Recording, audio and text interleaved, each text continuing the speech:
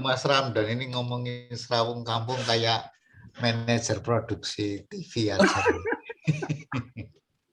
Monggo.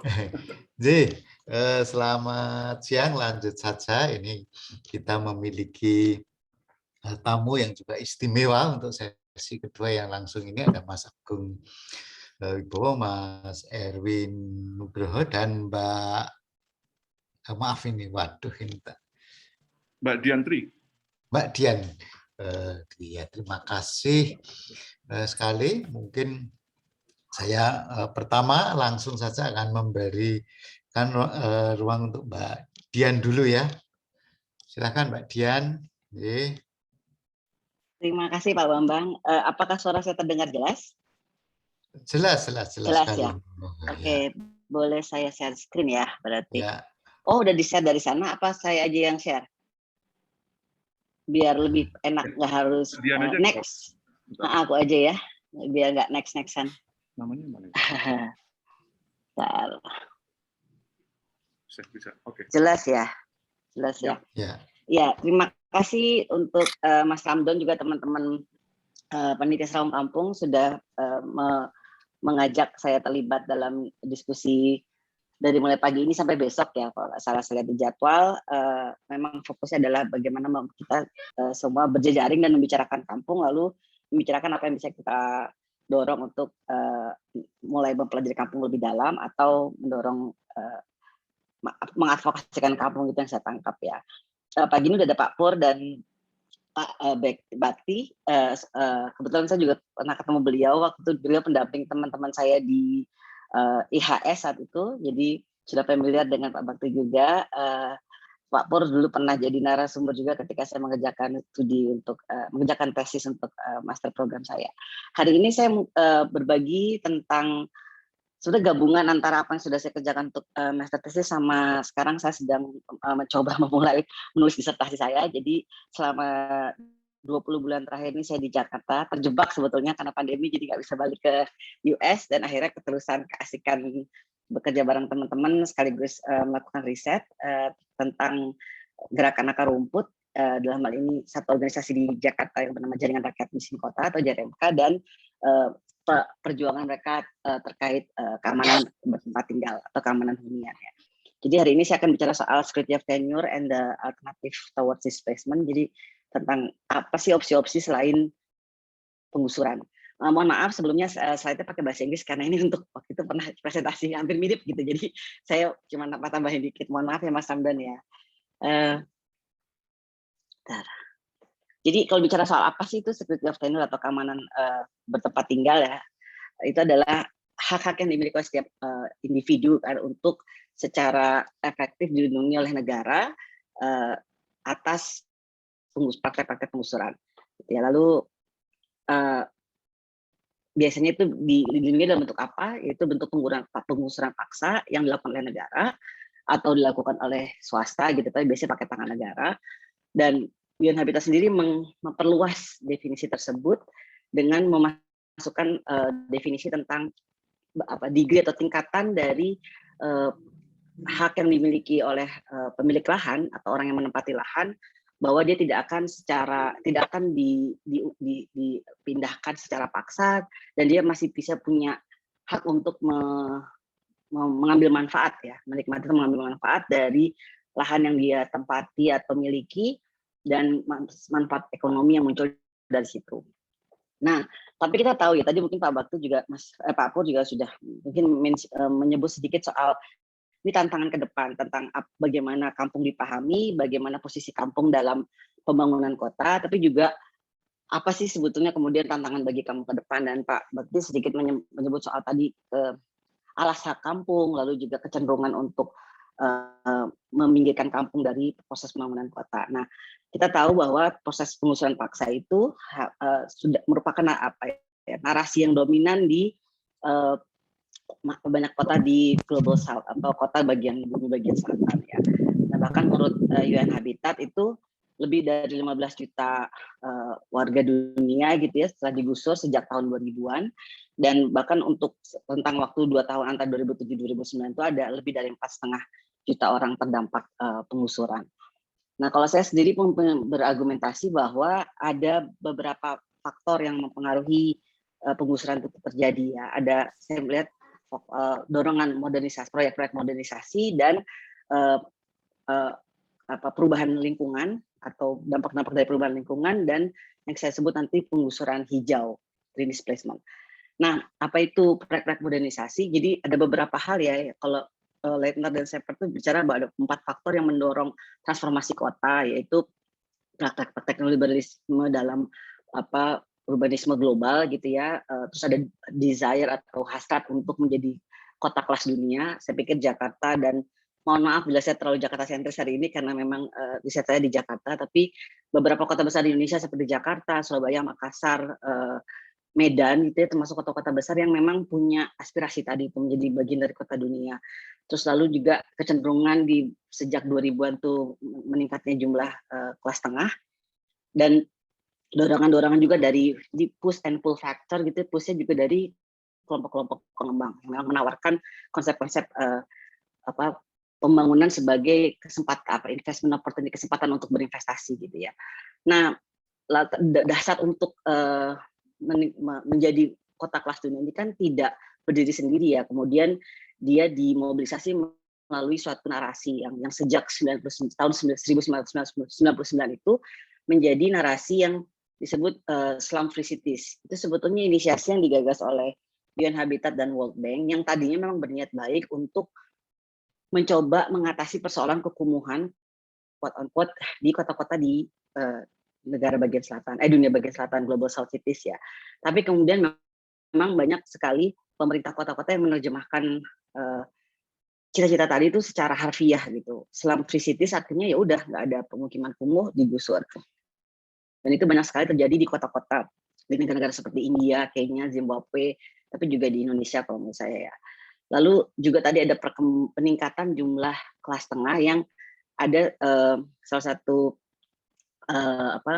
akademisi yang namanya Asa Gettner yang melalui bukunya ini Luba Estetik, dia mencoba mewacanakan teori tentang nuisance stocks. Jadi bagaimana praktek-praktek penggusuran terhadap pemukiman yang diasumsikan kumuh tadi itu didorong dari nuisance stock tadi ya, yang mengkategorikan slums atau pemukiman kumuh sebagai nuisance atau gangguan.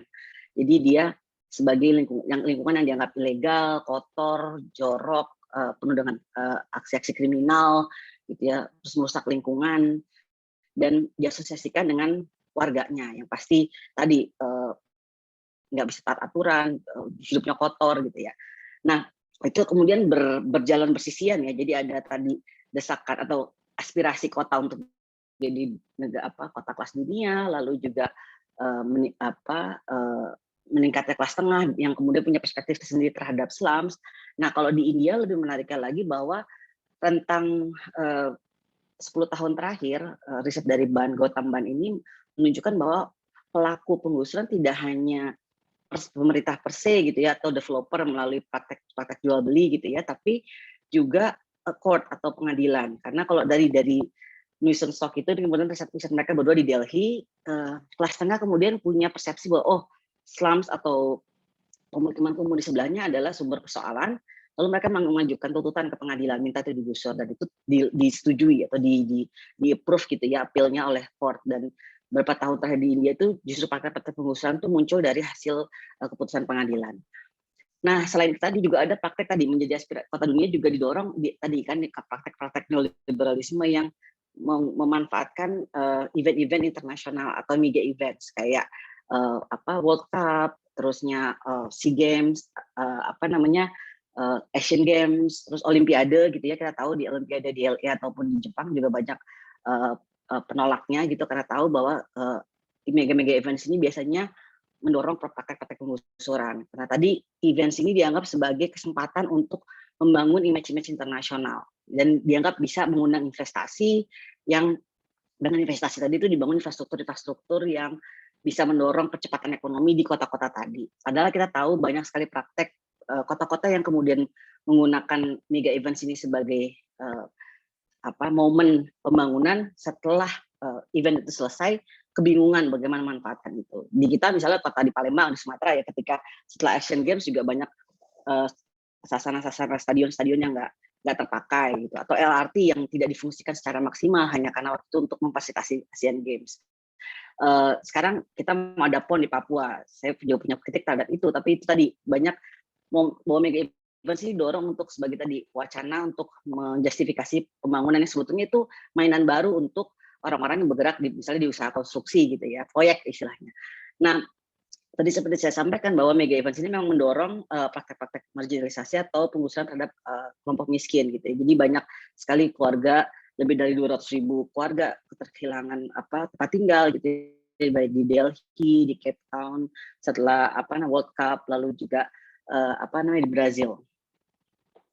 Nah, kedua itu saya lihat tadi kategorinya adalah soal perubahan lingkungan atau kerusakan lingkungan. Nah, kan kita tahu ya beberapa mungkin 10 tahun terakhir juga isu climate change kan diwacanakan kan. Sebetulnya baiknya adalah itu untuk mendorong perubahan pilihan pembangunan, strategi pembangunan biar nggak lebih destruktif terhadap lingkungan, bla bla bla. Tapi justru itu juga ditwist gitu oleh pihak-pihak yang kemudian menggunakan ancaman climate change ini untuk mendorong yang namanya saya sebut sebagai green displacement. Ini bukan saya ya, ada orang yang sudah menentukan teori ini, tapi saya setuju bahwa ini adalah mendorong penggusuran hijau. Jadi ini penggusuran yang kemudian menjustifikasi kebijakan-kebijakan yang dianggap penting untuk seakan-akan melindungi kota dari bahaya-bahaya climate change atau dampak-dampak climate change, gitu ya. Nah, untuk mensupport green displacement ini biasanya ada dua narasi yang dimobilisasi, yaitu green aesthetical narrative atau narasi estetik hijau dan namanya benevolent act. Saya nggak tahu kalau bahasa Indonesia benevolent act, tapi nanti saya jelasin penjelasannya. Jadi kalau menurut estetika hijau, narasi estetika hijau itu berasumsi bahwa slum dwellers, orang-orang yang tinggal di pemukiman kumuh itu sebagai pihak-pihak yang berkontribusi terhadap perusakan lingkungan. Gitu ya. Dan ini sering sekali kita dengar setiap banjir di kota-kota besar, misalnya Jakarta gitu ya, pasti selalu ada narasi di media massa gitu ya, di media cetak maupun online bahwa ini karena orang miskin tinggal di pinggir sungai gitu, ini karena orang miskin buang sampah gitu, narasi-narasi yang selalu berkembang. Dan itu biasanya mereka akan di-portray atau digambarkan sebagai kambing hitam tadi yang menyebabkan banjir. Terlepas dari sudah ada juga bantahan narasi yang menyatakan ini kontribusi dari pembangunan kota yang semrawut, pembangunan kota yang nggak memikirkan resapan air dan lain-lain gitu ya. Tapi narasi yang selalu juga dimunculkan adalah tadi mendorong meng-accuse atau menuduh miskin kota sebagai penyebab. Nah, kalau di Delhi juga gitu. Jadi evictions pengusaha terhadap slums atau pemukiman kumuh itu juga dibangun atas narasi estetik hijau tadi yang mengklaim bahwa warga yang tinggal di Yamuna River itu sebagai penyebab kemunduran kualitas lingkungan atau perusakan terhadap Yamuna River, Sungai Yamuna. Sebentar saya.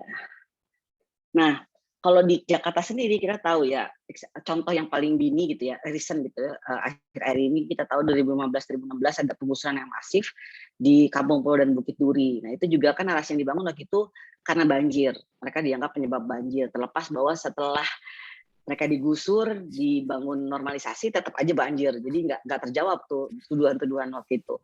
Nah, ada studi dari Tile tahun 2019 yang mereka melakukan studi tentang orang-orang yang tinggal di Rusunawa Jatinegara pasca penggusuran. Jadi juga menarik bahwa Rusunawa itu kemudian dipresentasikan sebagai solusi terhadap pemukiman kumuh, terhadap permasalahan pemukiman kumuh di Jakarta, dan ditujukan sebagai wilayah yang merehabilitasi tadi dan melindungi. Jadi ada dua tadi, maka saya bilang tadi green displacement sama benevolent act, artinya adalah bagaimana pertama warga miskin yang tinggal di pintaran sungai dianggap penyebab banjir, tapi kemudian ya sudah kita harus gusur, kita selamatkan mereka untuk tinggal di Rusunawa gitu. Dan diasumsikan tadi. Nah, Sitile berargumentasi bahwa pemindahan ke Rusunawa ini sebetulnya rasionalisasi urban. Jadi bahwa orang ketika ditaruh di bangunan yang tinggi, terus teratur, higienik gitu ya, bersih hidupnya gitu, dari segi desain maupun dari aspek-aspek lingkungan lainnya itu lebih baik gitu. Nah, ini sebetulnya salah. Ini deh, sorry saya kecepatan. Sebetulnya ada teori, mohon maaf. Sebetulnya teori yang ini dipropos oleh Alvarez tahun 2019 itu untuk menjelaskan praktek penggusuran terkini di Filipina, di Metro Manila ya. Jadi dia angkat teori namanya Benevolent Act, atau jadi suatu pendekatan yang menganggap bahwa apa yang dilakukan oleh pemerintah itu sebetulnya untuk melindungi si miskin.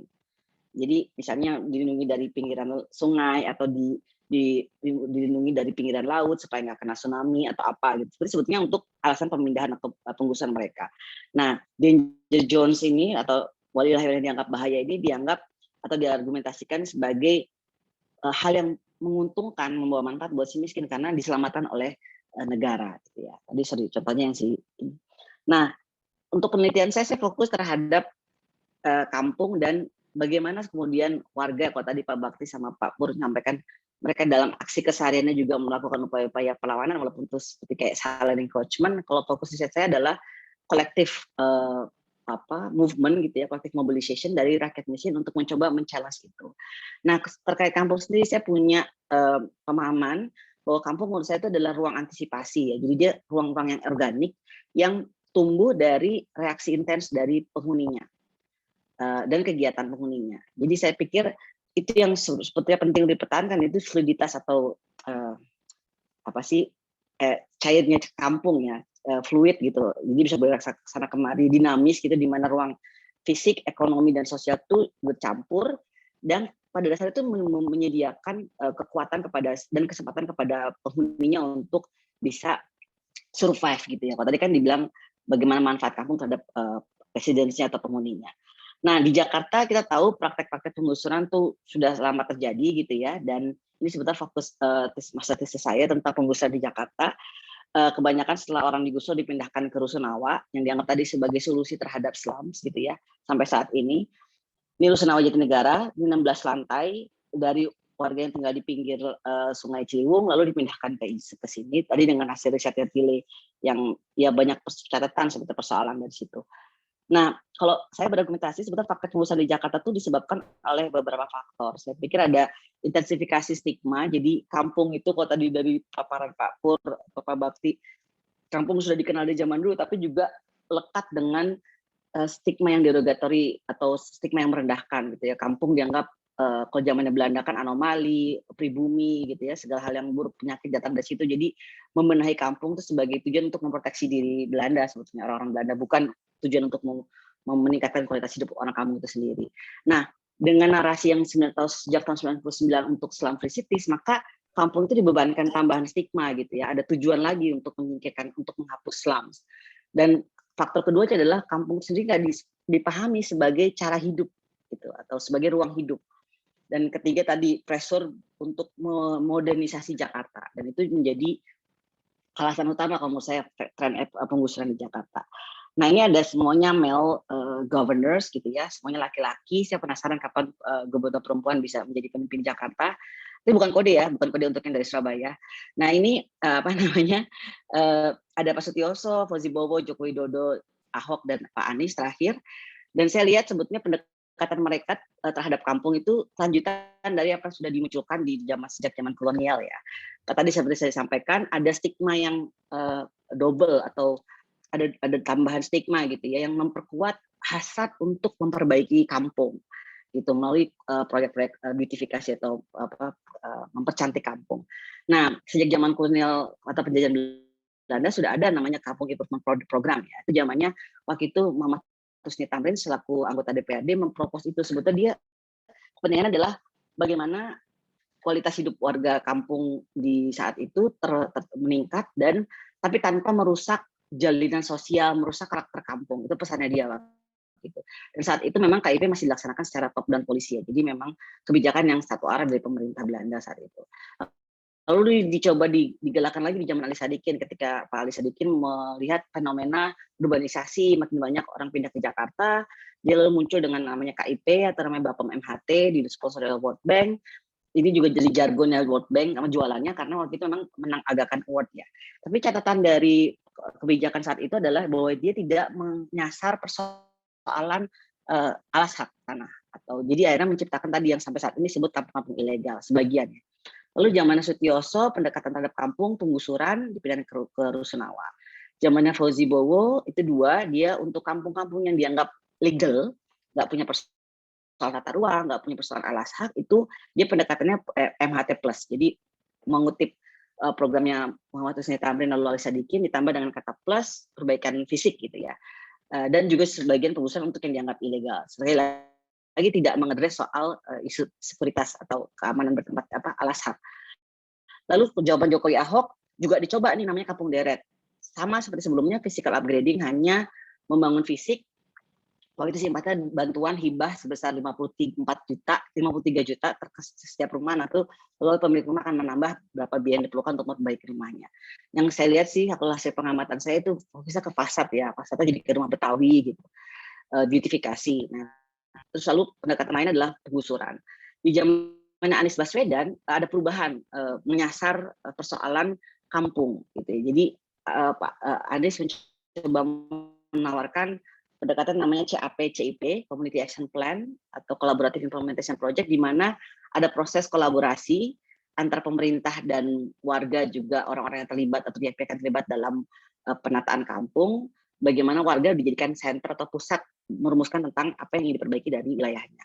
Tidak hanya itu, di zaman beliau juga ini saat ini itu dia mendorong, kebetulan Jakarta dan Jogja adalah dua kota terakhir yang membentuk namanya GTRA, Gugus Tugas Reforma Agraria. Itu sebetulnya amanat Presiden melalui Perpres tentang reforma agraria.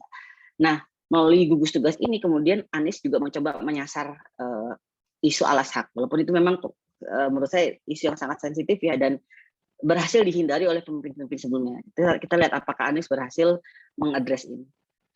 Nah, saya fokus kepada satu kelompok ini namanya JRMK, Jaringan Rakyat Miskin Kota, dan bagaimana mereka bermanuver, melakukan strategi selama rentang mereka sejak 2008 terbentuk hampir 13 tahun melawan penggusuran di Jakarta ya, partai-partai penggusuran. Dan JRMK nggak berdiri sendiri, dia berjejaring, dibantu oleh banyak pihak. Ada Urban Pro Consortium, ada LBH Jakarta, ada Rujak Center for Urban Studies, ada Fakultas Arsitektur UI, ada ASF, ada AKUR, Arsitek of Urban Kampung, lalu ada Arkom Jogja, juga ada Kampung Kota Merekam. Inisiasinya yang dilakukan oleh wartawan Jakarta Post waktu itu Mbak Evi. Nah, bagian dari penelitian saya adalah melihat evolusi strateginya JRMK kan. Dari zaman sejak mereka berdiri dan masih menjadi dampingan lekatnya UPC gitu ya, sampai mereka sekarang lumayan mandiri gitu ya. Itu mereka melakukan beragam pendekatan kan, upaya untuk melawan penggusuran melalui demonstrasi, lalu mereka melakukan class action, mereka mencoba menawarkan konsep desain alternatif ya. Waktu ini dua desain ini waktu itu coba digagas di zaman penggusurannya Muara Baru waktu itu, penggusuran Waduk Pluit, tapi kemudian gagal dan warga sukses digusur, dipindahkan ke Rusunawa yang tadi saya lihat perlihatkan gambar di depan. Nah, terakhir itu strategi yang mereka coba dorong adalah political contract atau kontrak politik. Ini semacam upaya untuk mendekat kepada pemimpin dan bersepakat dengan pemimpin tersebut yang mereka pikir akan memperjuangkan hak-hak rakyat miskin kota. Ketika Jokowi waktu itu running sebagai gubernur Jakarta, JRMK juga mengadakan kontrak politik, dan waktu itu Jokowi secara eksplisit di kampanyenya mencoba mengkampanyekan kampung susun, bahkan dia menggunakan marketnya teman-teman Ciliwung Merdeka mempromosikan tersebut. Tapi ironisnya kan ketika dia menjadi presiden digantikan Ahok, justru itu digusur ya Ciliwung, Kampung Pulau dan Bukit Duri. Nah, kesemuanya ini kan kemudian ditambah lagi dengan lobby pressure gitu dari warga yang mendorong perubahan. Saya lihatnya sih di 12-13 tahun JRMK berdiri dan pendekatan terakhir ini kebetulan tektok dengan saat ini Gubernur Anies Baswedan mencoba membawa perubahan juga. Saya mencoba melihat itu di satu case study atau studi kasus, yaitu Kampung Akuarium. Pak, mungkin saya menanya waktunya seberapa lama lagi ya, Mas Bambang? Nanti saya bicara terlalu bisa 2-3 menit lagi ya. Oh, oke. Saya cuma nanti di sini bisa dijelaskan, dibicarakan ketika dibahas ketika diskusi. Kampung Akuarium ini ada salah satu contoh kasus di mana tadi akumulasi dari upaya-upaya yang didorong oleh warga mencapai titik yang membawa hasil sampai sekarang ya, lumayan membawa hasil. Kalau saya sebagai saksi yang melihat ini dari sejak 2005, ini sejauh ini merupakan capaian lah ya. Nah, Kampung Akuarium ini kampung di daerah dekat Pasar Ikan di Jakarta Utara yang digusur pada masanya Ahok di bulan April 2016. Lalu mereka kemudian bertahan, tinggal di tenda, tinggal di bedeng gitu ya, sampai kemudian dibangunkan di sini ini lokasinya sampai tahun 2018 dibangunkan shelter di zamannya Anies setelah kontrak politik 2017. Nah, mereka tinggal di shelter ini ada 90 unit bangunan, ada 89 kakak yang tinggal di sini.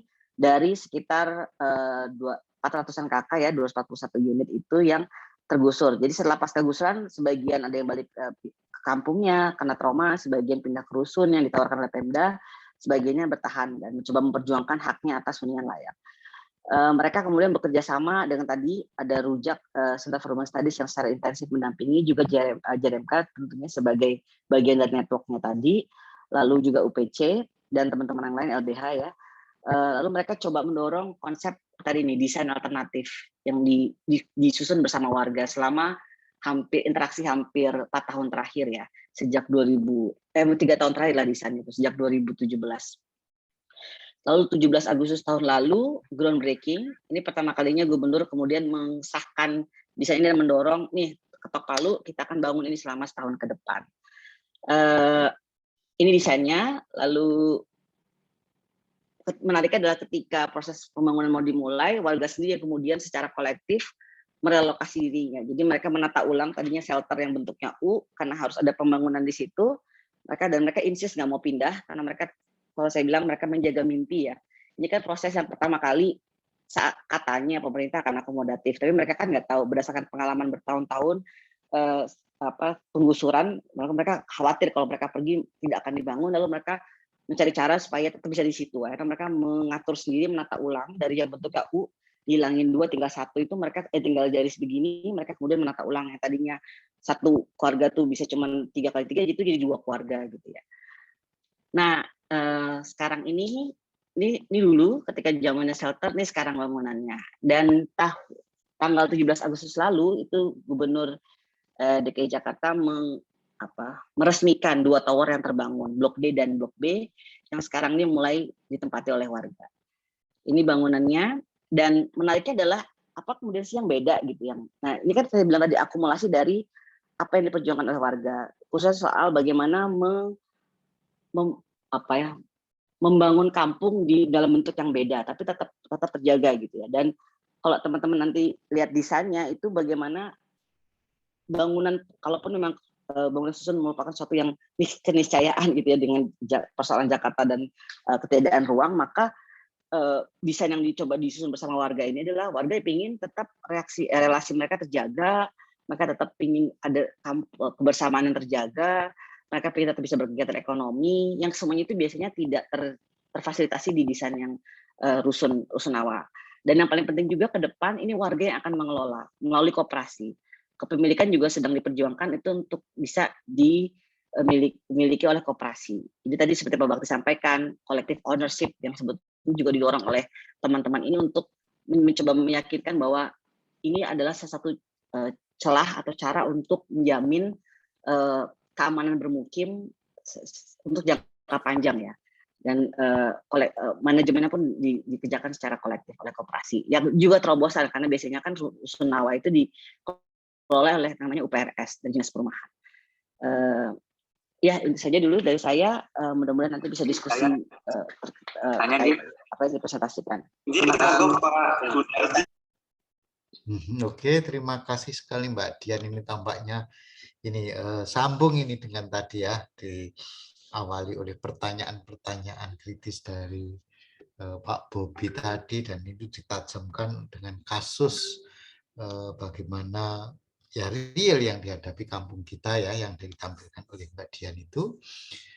Silahkan teman-teman itu boleh mencatatkan komentar atau pertanyaan di kolom chat, tetapi mungkin sambil berjalan nanti ya kita inginkan Mas Erwin Nugroho dulu ya dari Universitas Twente untuk mempresentasikan juga ya, mungkin catatan-catatan kritisnya kita tunggu ya.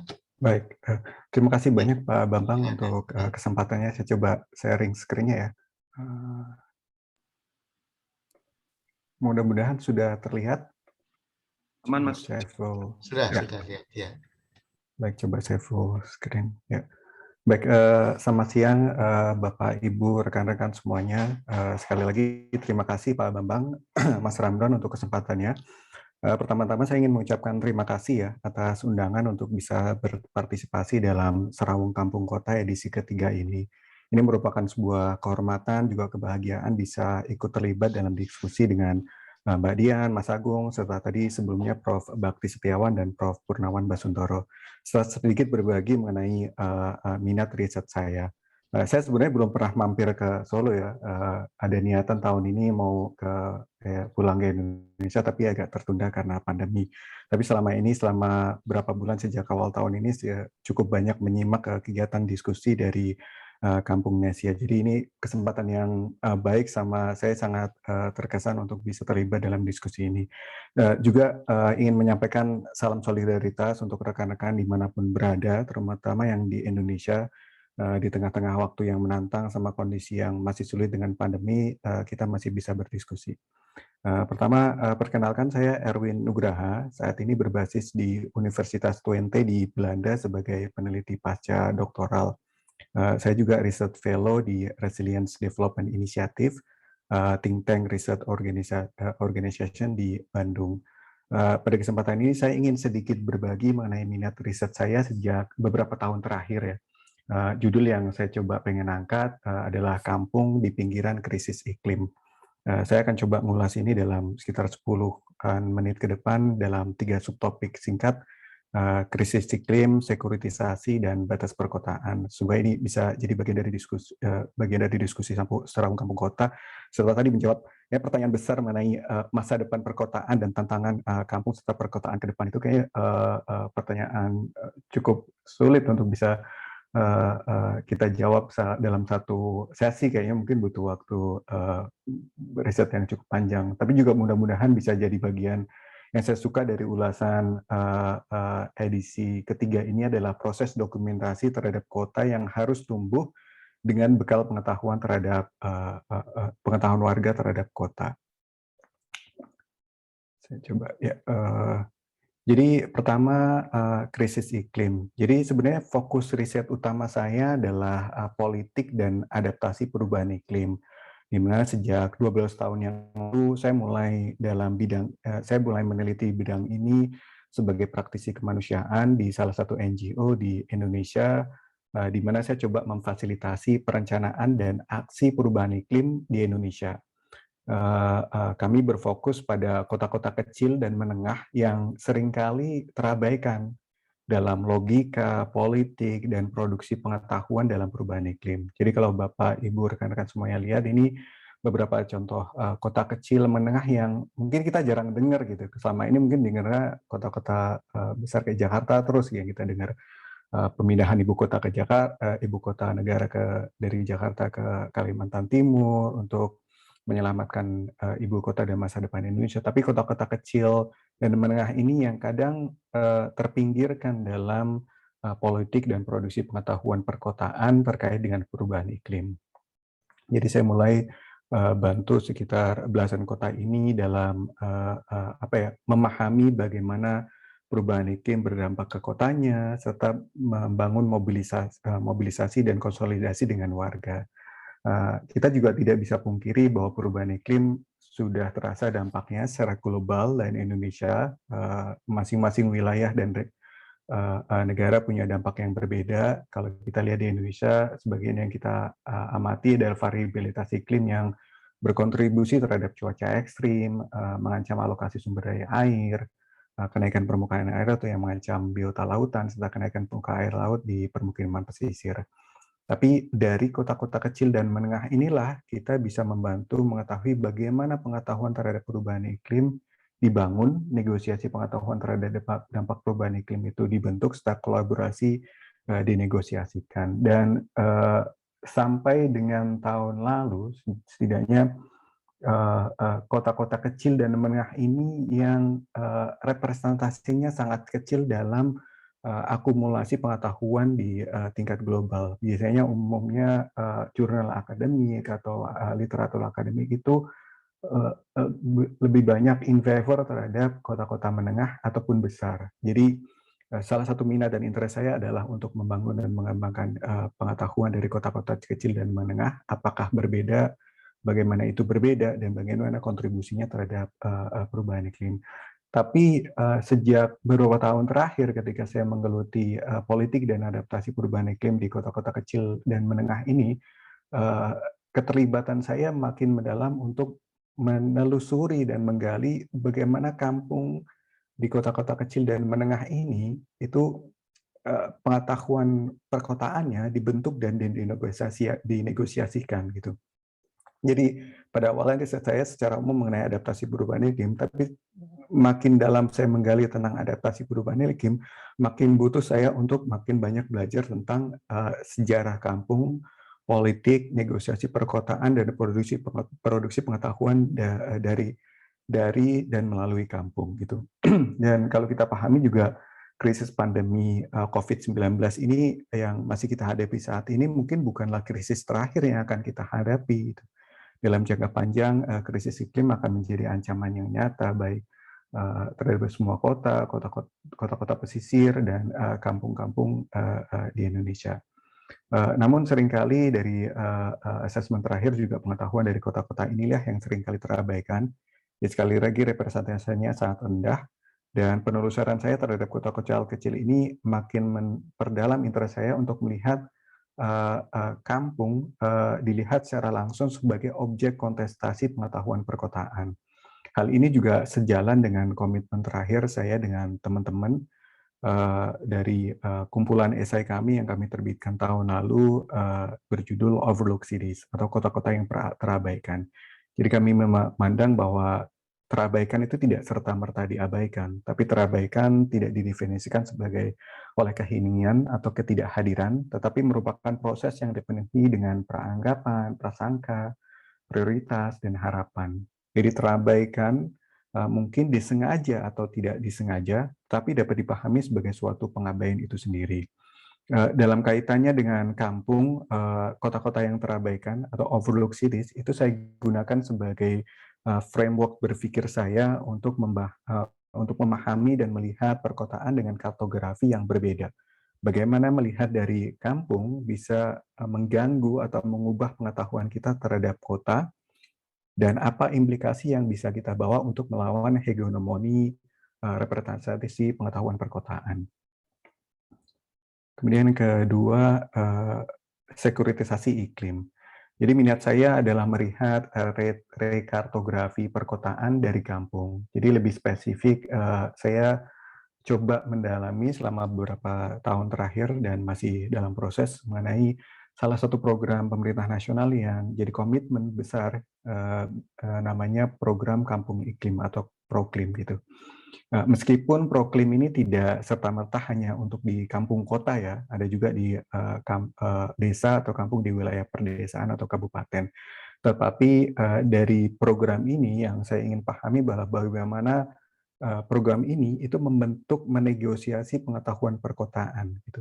Jadi kalau kita amati dari beberapa program nasional terutama ya, terdapat multiplisitas imajinasi mengenai sekuritisasi, mulai dari kampung iklim, kampung atau desa tangguh, ke kampung siaga bencana, atau dalam nomenklatur yang berbeda, kota tanpa kumuh yang coba mengintervensi kampung untuk mewujudkan imajinasi sekuritisasi terhadap perkotaan. Jadi kampung sebagai objek intervensi teritorial. Ini juga mungkin berkaitan dengan sejarah panjang Indonesia dalam komitmennya terhadap perubahan iklim, baik secara nasional maupun internasional. Indonesia sudah lama terlibat dalam negosiasi dan tata kelola perubahan iklim dari sejak awal terbentuknya UNFCCC, kemudian komitmen yang tinggi ketika Bali UN Climate Conference tahun 2007. Tapi ini menunjukkan antara, jadi kalau saya melihat kampung, ketika saya makin mendalami bagaimana kampung dinegosiasikan, dibentuk dalam politik dan negosiasi perubahan iklim, ini menunjukkan bias terhadap situs perkotaan dalam kebijakan iklim gitu. Sebagai salah satu komitmen COP26 yang akan diselenggarakan tahun ini di Glasgow, saya baca bahwa pemerintah nasional mempunyai komitmen setidaknya ada 24.000 desa proklim yang ingin didorong sebagai bagian dari komitmen pemerintah nasional. Tapi mekanisme proklim sendiri bentuknya berbeda dari sekedar mekanisme pemerintah dalam bentuk bantuan gitu. Mekanismenya adalah lebih kompetitif gitu. Jadi pemerintah menyelenggarakan seleksi, evaluasi terhadap kampung yang ingin mendaftarkan dan termasuk dalam program proklim gitu. Jadi lebih mirip kalau saya lihat kayak Liga Para Juara gitu ya. Jadi masing-masing kampung berkompetisi untuk jadi yang terbaik sebagai jadi bagian dari program kampung iklim gitu. Jadi sekuritisasi iklim perkotaan saya lihat dibangun melalui proses teleologi aturan dan kemajuan sebagai bagian dari modernitas perkotaan. Dan ini juga jadi diakumulasikan dengan proses negara untuk menunjukkan sebagai bagian dari diplomasi iklim Indonesia di tingkat internasional. Tapi di luar itu juga melihat bahwa proklim sebagai proses diskrit, kampung sebagai upaya adaptasi perubahan iklim diklasifikasikan dalam unit spasial, jangka waktu tertentu, ukuran kemajuan, dan target. Gitu. Jadi kalau saya kutip dari Bu Menteri Lingkungan Hidup, jadi dalam implementasinya mereka coba melibatkan masyarakat sebagai program kampung iklim sebagai bagian dari langkah kerja adaptasi dan ditujukan sebagai tapak sebagai lokasi teritorial intervensi di tingkat perkotaan. Kemudian berikutnya, ya, pinggiran atau batas perkotaan. Jadi saya paham dan coba berhati-hati bahwa saya menggunakan istilah pinggiran atau batas ini bukan sebagai posisi absolut ya, tapi posisionalitas relatif. Tapi ya dari penelusuran saya terhadap kebijakan iklim di Indonesia, wilayah perkotaan dipersepsikan dalam kontainer spasial di mana menjadi bagian dari target intervensi internasional, bukan melihat dari sisi bagaimana aktor-aktor atau komponen aktor itu bisa terlibat aktif dalam kegiatan adaptasi maupun mitigasi.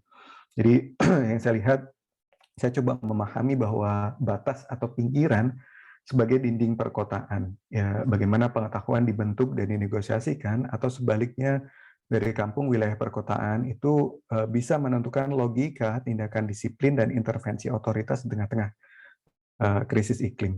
Jadi contoh yang saya coba tawarkan sebagai resistensi terhadap itu adalah habitasi di Bandar Lampung dan Semarang. Misalnya kayak permukiman pesisir di sini tidak dengan mudah bisa berkompetisi untuk bisa masuk program iklim karena mungkin mereka tidak punya resources sumber daya untuk bisa berkompetisi dalam program iklim. Karena mekanismenya kompetisi, kemudian menunjukkan intervensi dan keunikan sosial maupun interaksional, mereka tidak punya kapasitas itu gitu. Dan pada umumnya yang terbentuk adalah mekanisme yang disebut sebagai, saya coba pinjam dari Abdul Malik Simon, atau mungkin mirip dengan istilah Mbak Dian tadi, ruang hidup, bahwa kampung-kampung di wilayah perkotaan yang rentan terhadap perubahan iklim atau yang dampak perubahan iklimnya sangat akumulatif, itu mereka hidup dalam konteks habitasi yang ambiguitas yang mungkin gitu. Jadi bukan dalam bentuk diskrit perkotaan, dalam melalui teologi modernitas gitu. Sedangkan program iklim sendiri dibentuk melalui mekanisme kompetisi di mana mekanisme pasar itu difasilitasi sebagai institusi sosial di mana adaptasi perubahan iklim bisa dilakukan. Oleh karena itu saya pikir penting untuk bisa melihat riset untuk bisa melihat bagaimana asal muasal, evaluasi, rasionalitas dan mekanisme disiplin di perkotaan itu diterapkan melalui dan dari kampung untuk menggali bagaimana kampung sebagai wilayah intervensi negara. Tadi Mbak Dian juga cukup menjelaskan panjang lebar untuk dalam konteks penggusuran paksa. Tapi dalam konteks tapi itu juga berhubungan dengan bagaimana logika kampung juga diterapkan dan bagaimana pemerintahan nasional membingkai pengetahuan dan rasionalitas kampung dalam konteks adaptasi perubahan iklim. Jadi kalau lihat karena itu juga mempengaruhi bagaimana keadilan iklim dan ekologi politik itu mempengaruhi bagaimana kampung diposisikan dalam kaitannya dengan sekuritisasi iklim perkotaan. Jadi negara bukan lagi sebagai penyedia perlindungan, tapi beralih kepada kewirausahaan warga di kampung untuk bisa beradaptasi dan menangani krisis iklim di wilayahnya. Saya coba tutup dengan satu kutipan ini.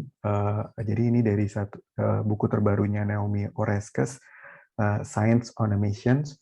Jadi setiap sejarah adalah sejarah pilihan yang dibuat dan tidak dibuat, jalan yang diambil dan ditinggalkan, dan setiap sejarah ilmu pengetahuan adalah sejarah baik pengetahuan yang dihasilkan maupun ketidaktahuan yang dipertahankan. Jadi mudah-mudahan ini memberikan refleksi bagaimana sebagai cikal bakal untuk bisa memikirkan apa dampak dari melihat menggunakan sudut pandang atau melihat dari kampung untuk bisa mempengaruhi politik atau pengetahuan perkotaan yang diterapkan, dan mudah-mudahan bisa coba sedikit berkontribusi untuk bisa mulai menjawab atau memikirkan mengenai tantangan kampung atau perkotaan ke depan.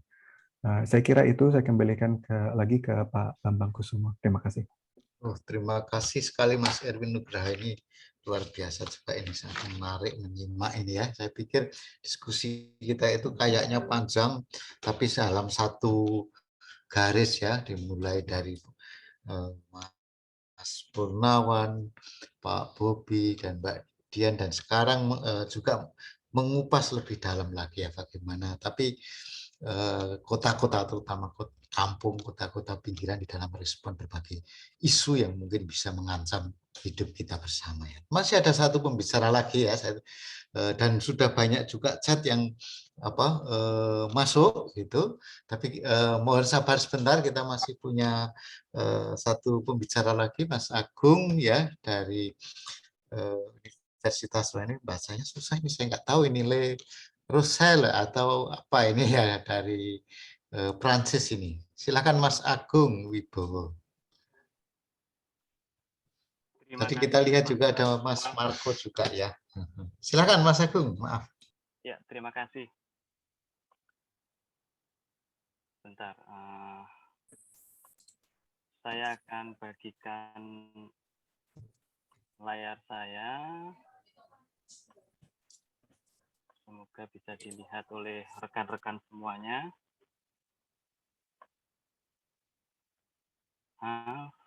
Baik, bisa mendengar saya dengan baik semuanya? Mas Agung mungkin bisa lebih keras, Mas. Maaf. Halo, bisa mendengar baik suara saya? Bisa, Mas. Aman. Oke, terima kasih. Selamat siang semuanya. Saya ucapkan terima kasih kepada panitia penyelenggara Kampung Nesia yang telah mengundang saya berpartisipasi dalam acara Serawung Kampung Kota yang ketiga ini. Saya sangat senang bisa bergabung dengan teman-teman di sini, dan saya ucapkan selamat kepada Mas Romdon sebagai Lurah Kampung Nesia yang masih menjaga semangatnya untuk berbagi, untuk bekerja berjejaring, yang sepertinya itu sangat penting saat ini, walaupun dalam bentuk virtual, ya, karena pandemi ini kita belum bisa bertemu, berkumpul dalam arti sebenarnya, arti secara sosial, secara fisik, ya, tapi semangat itu tetap dijaga. Jadi pada kesempatan ini saya ingin mencoba berbagi dari apa yang sedang saya kerjakan. Tadi dari awal sepertinya teman-teman berbicara banyak hal tentang kampung, kota, dari aspek arsitektural ataupun aspek gerakan sosialnya. Di sini saya coba mempresentasikan bagaimana warga kampung atau warga desa mempraktikkan ekspresi seninya di wilayah Jawa Timur. Jadi saya meneliti tentang ludruk di Jawa Timur sejak pertengahan tahun 2014 sampai akhir tahun 2018. Saya beruntung mendapat kesempatan bisa ikut serta dengan warga menikmati bagaimana keramaian sebuah pengalaman sosial yang sangat luar biasa seperti apa disampaikan oleh Kampung Indonesia di pamfletnya, yang menurut saya sangat menggambarkan bagaimana suasana desa, suasana kampung, bagaimana ekspresi seni, ekspresi sosial mereka itu terwadai. Baik.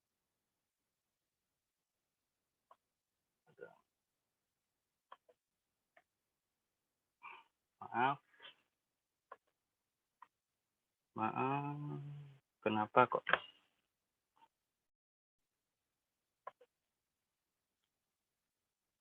Bentar.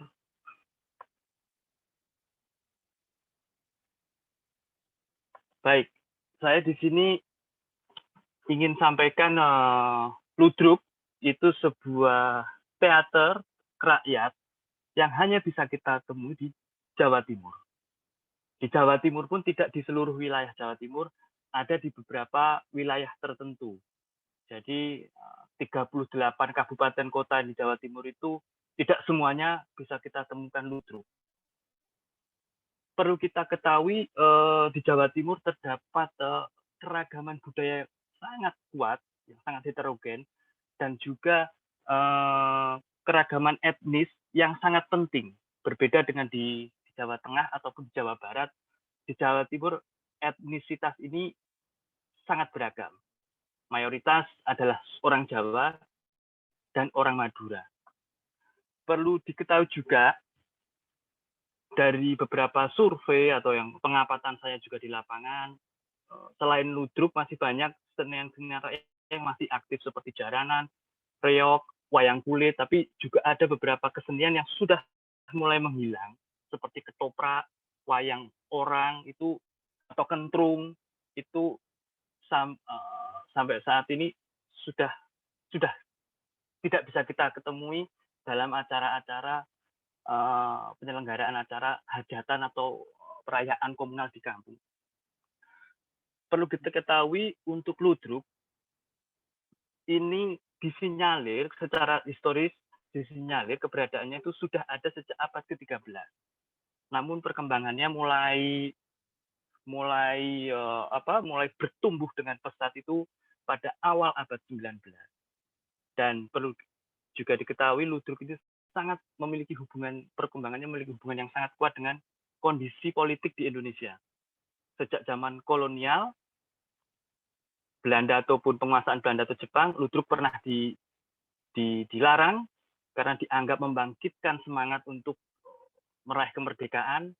Pada masa Orde Baru, pada masa Orde Lama, jatuhnya Orde Lama ke Orde Baru, dia sempat dilarang selama 2 tahun karena dianggap mendukung pemerintahan Orde Lama. Ketika masa Orde Baru, pertunjukan atau grup-grup ludruk ini dikuasai oleh militer, negara mengkontrol, dan digunakan untuk sosialisasi pembangunan. Namun, perkembangan politik yang sering berganti tidak menghapus semangat ludruk yang sangat kritis terhadap perubahan masyarakat. Baik, di sini saya tunjukkan wilayah Jawa Timur seperti ini. Saya ada beberapa pemikir sosial, antropolog yang membuat wilayah yang membagi Jawa Timur menjadi wilayah kebudayaan yang berbagai macam. Di sini saya juga cuma ingin menunjukkan ludruk menggunakan dua bahasa yang sering di dalam pertunjukan yang saya bagi menjadi dua wilayah, yaitu di wilayah satu di sini adalah wilayah Jawa dengan bahasa Jawa, dialek Jawa Timuran, Jawa Surabayaan atau yang disebut Arekan. Dan di sini ada wilayah berbahasa Jawa dengan Madura. Pertanyaannya kenapa orang Madura bisa sampai sini? Lorong Usung, seorang peneliti Prancis, melakukan penelitiannya bagaimana migrasi orang Madura sampai datang ke daratan Jawa Timur. Jadi dia menurut pendapatnya migrasi ini berlangsung sejak abad 12. Yang masih berlangsung sampai hari ini, masyarakat Madura yang tinggal di sini mereka mempraktikkan budaya orang Madura.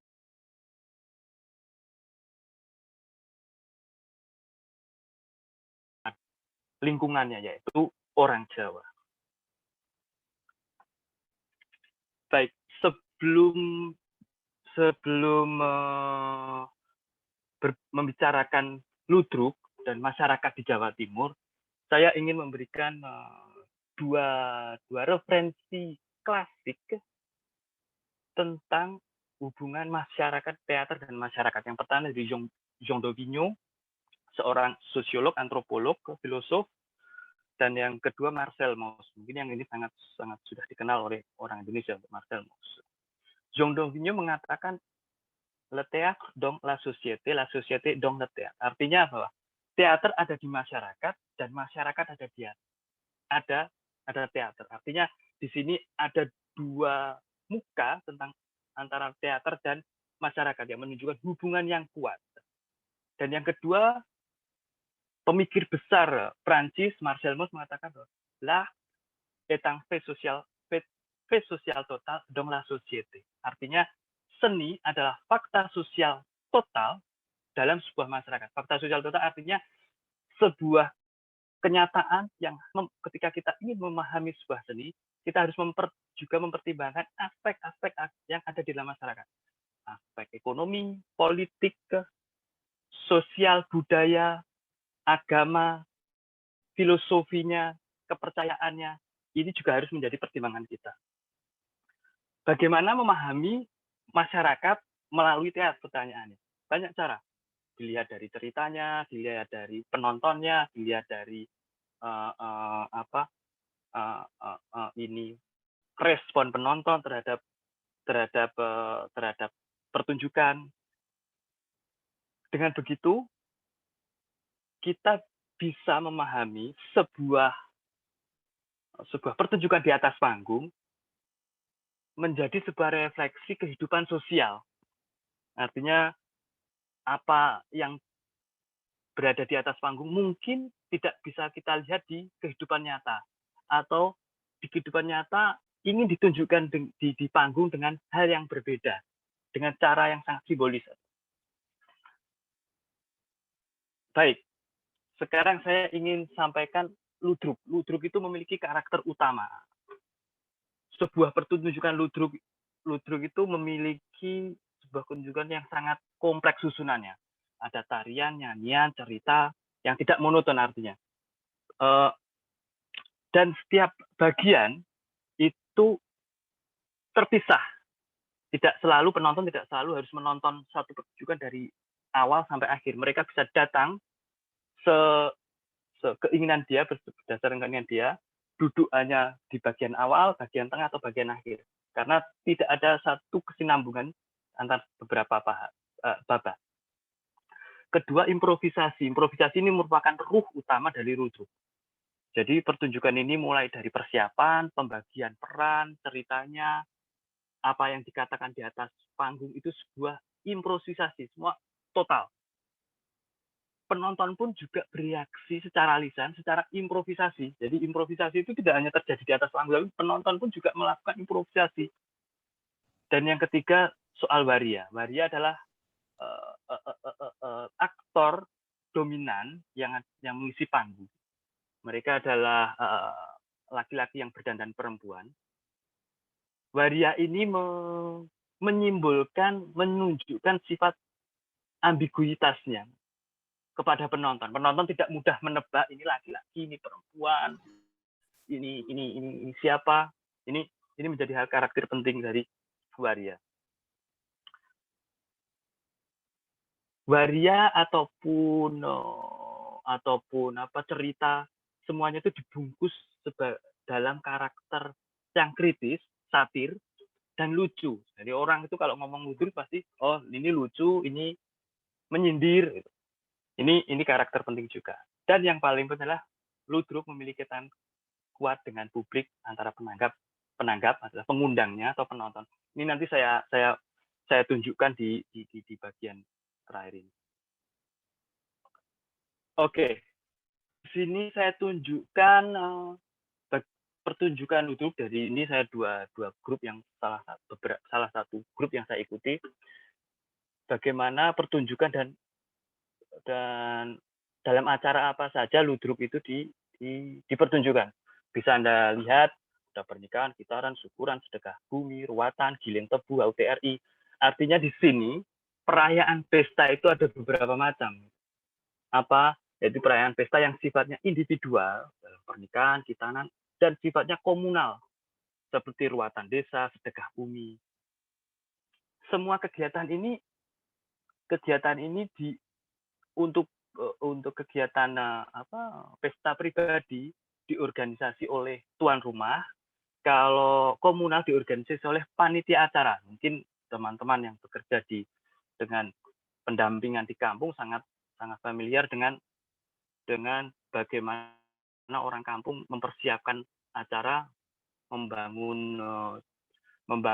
menyusun kepanitiaan untuk membuat suatu pertunjukan. Nah, ini saya sebutkan ada ludruk terop. Jadi karena ludruk itu untuk acara hajatan, timbul istilah ini ludruk terop. Yang sebenarnya ada beberapa sebutan lain. Ada ludruk terop, kalau menurut saya. Ada ludruk festival, atau ada ludruk gedongan atau tobongan. Gedongan tobongan adalah ludruk, pertunjukan ludruk yang diorganisir dengan menjual karcis. Di Jawa Timur masih eksis, ada di Surabaya di Taman Hiburan Rakyat, dan ada di wilayah di Ponorogo. Di Ponorogo ini sangat pedesaan. Jadi mereka masih menjalankan kegiatan pertunjukan ludruk seperti tahun 60-an, 70-an, masih menggunakan lampu listrik dengan diesel, semuanya masih sangat otentik. Lalu ludruk terop ini sangat berbeda, kalender pertunjukan berbeda dengan ludruk gedongan tadi atau tobongan yang menyelenggarakan acara setiap hari. Kalau ludruk terop ini kita bisa lihat, kita tidak bisa ditentukan ludruk itu kapan sih gitu. Di sini saya coba sajikan penyelenggaraan ludruk berdasarkan tahun Jawa dan tahun Islam. Jadi Suro, Sapar, di sini kita bisa lihat ludruk itu di bulan besar, di bulan Selo, di Suro, ini mereka sangat laku, kalau mereka istilahkan ini periode panen mereka. Di sini saya lihat bagaimana dalam 1 bulan mereka itu bisa sampai 20 kali pertunjukan. Artinya ya ini sebuah pekerjaan yang tiap hari bekerja. Kalau kita bagi waktu 1 bulan itu 30 hari, 20 hari untuk bekerja, 10 hari untuk istirahat. Ini sangat menunjukkan bahwa ludruk dalam penyelenggaraan di masyarakat itu sangat hidup. Nah, ini saya coba tunjukkan beberapa foto perayaan ludruk di acara komunal, jadi acara bersih desa atau pembukaan panen yang sangat kuat dengan acara ritual, sesajen, bagaimana hasil bumi ditunjukkan, bagaimana tarian dipersembahkan untuk leluhur, untuk menjaga hubungan dengan leluhur. Memang kita ketahui pertunjukan atau hiburan di masyarakat memiliki beberapa fungsi. Selain fungsi ritual ini juga memiliki fungsi hiburan, juga menjadi fungsi kritik. Kritik artinya ada sesuatu yang tidak kita sampaikan khususnya ketika Orde Baru, tidak kita sampaikan secara vulgar, tetapi kita sampaikan di atas panggung. Seperti sekarang yang sedang ramai bagaimana mural itu memiliki kekuatan sosial, kekuatan simbolis yang sangat kuat. Di sini ludruk pun juga melakukan atau pertunjukan juga memainkan peran itu. Dan yang tidak kalah penting adalah menyaksikan pertunjukan ludruk adalah sebuah pengalaman sosial untuk menjaga hubungan sosial dengan sesama, dengan leluhurnya. Di sini coba saya sajikan. Bagaimana mendatangkan ludruk. Ludruk itu diundang oleh, kalau di acara komun diundang oleh panitia. Panitia akan mengundang, harga penanggap ludruk itu 12 sampai 18 juta tergantung. Terus pertunjukannya itu semalam suntuk 7 jam, dari jam 8 malam sampai jam 3 pagi. Ada di beberapa daerah pertunjukan ludruk itu terbagi menjadi 2 hari atau 3 hari. Jadi setelah siang, setelah jam 12 sampai jam 7 dilanjutkan malamnya. Ada beberapa daerah menjalankan pertunjukan semacam itu. Baik, di sini saya ingin sampaikan bagaimana ketika pertunjukan ludruk itu ditampilkan dan bagaimana masyarakat atau penonton itu memaknai, memberi respon terhadap pertunjukan. Itu menjadi respon sebuah komunitas tertentu. Di sini ada namanya napel dan tapel. Ini dalam bahasa Madura. Napel artinya memberi, tapel artinya menerima. Ini seperti kalau bahasa Indonesia adalah sawer, menyawer, napel. Napel ini kata yang digunakan hanya di atas panggung. Dalam kehidupan sehari-hari kita tidak menggunakan saya napel ke kamu, tidak digunakan. Tapi napel ini digunakan dalam konteks pertunjukan. Namun yang diberikan adalah uang. Uang yang diberikan ini berasal dari pertukaran kehidupan asli yang bukan teatral, bukan dari kehidupan panggung. Jadi uang ada dihasilkan dari kegiatan sosial diberikan di atas panggung. Oleh karena itu, panggung teater itu di mana napel diberikan hanya sebagai sebuah pertunjukan. Tapi panggung pertunjukan ini juga menjadi panggung sosial yang melibatkan orang penonton yang bukan aktor untuk tampil di acara di atas panggung. Artinya napel ini mengambil suatu bentuk simbolis yang berbeda di setiap konteksnya, Pak. Jadi ada acara untuk khitanan, untuk acara pernikahan atau acara bersih desa. Ini napel ini memiliki simbolis yang berbeda. Seorang peneliti Amerika, James Brandon, ahli seni pertunjukan, melakukan penelitian tahun 60-an tentang mensinyalir bagaimana praktik memberi uang ini sebagai sebuah ucapan atau apresiasi penonton terhadap aktornya, yang terjadi tidak hanya di Indonesia tapi hampir di seluruh Asia Tenggara ada. Di sini dia melihat ada ini fenomena untuk mengapresiasi ucapan terima kasih atas kebahagiaan penonton terhadap seniman. Maaf Mas Agung, mungkin bisa diperpendek ya supaya kita mau diskusi kita sudah agak lama ini nggak berinteraksi ini pada kecapean ini. Maaf ya. Baik. Baik. Ini sekarang saya mau tunjukkan bagaimana napel itu dilakukan.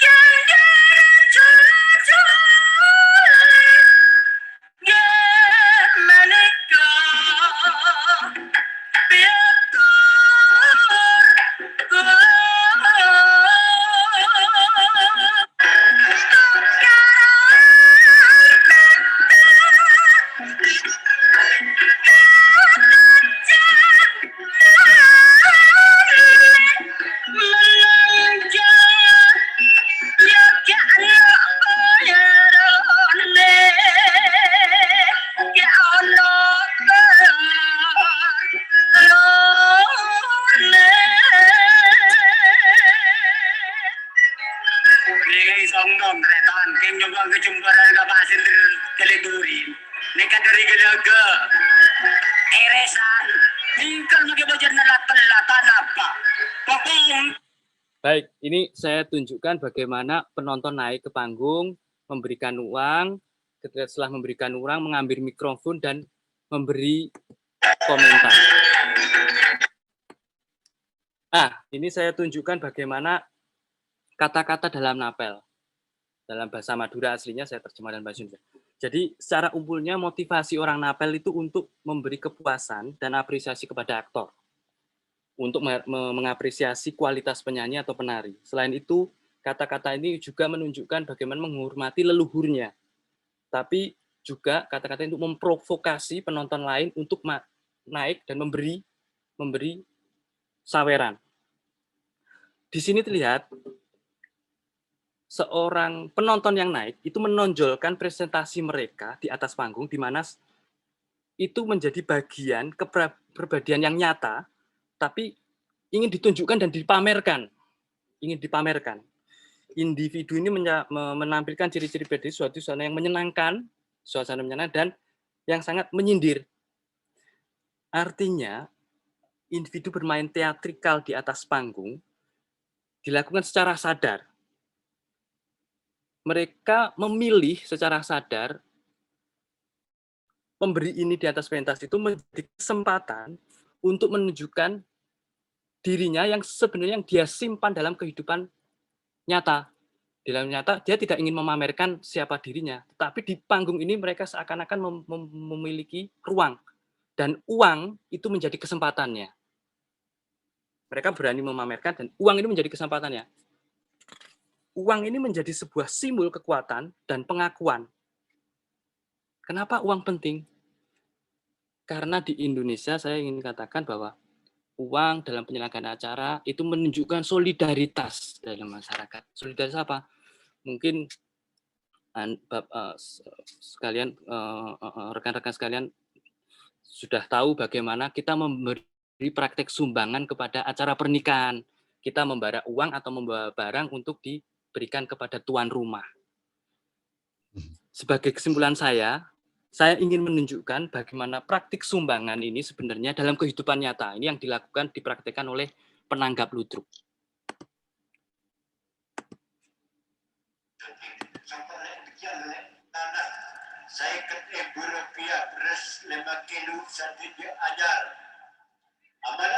Di sini seorang bapak mengumumkan jumlah sumbangan yang diberikan oleh orang melalui pengeras suara dan melalui ini disiarkan radio secara langsung.